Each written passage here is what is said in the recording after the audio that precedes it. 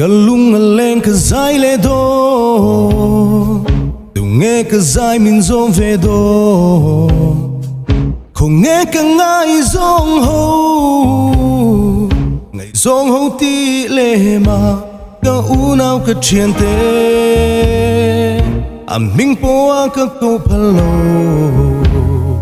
o ka ngai zong ho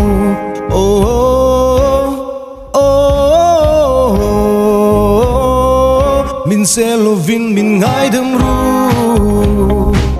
cần phiếm thu ở xa em vang hia ô cả ngai zong ho ya ka câu ngâm te chu cả u nào ka chien te cả ngâm klang ka kan nei em hoa thu renga lo ve in lạc ka chuan lungai na turatan in kia nga ka chuan ka ngai zong zong asam tu ma in klim loving mele pang clear rovin lim zai vorang o tu na kan vai no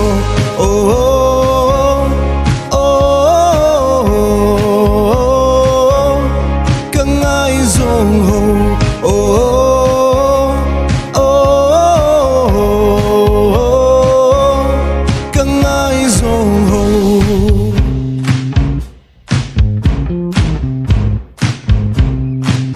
chuyện chân thì ngâm màu hoài xin tha đôi xoay ero đôi dẹp ra mà sẽ càng ai zong ho nàng ni in him thế na đôi thu tâm tăng cả xoay vì hoài xin lệ đôi dẹp ra mình xem tu chu nàng ni in in lạc ka chuan lungai na turatan in kia nga ka chuan ka ngai zong zong asam tu ma in klim lovin mele pa clear lovin lim za i vorang o tu na kan vai no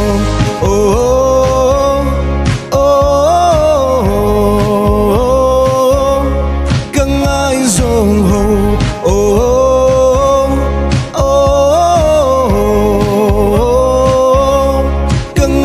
zong ho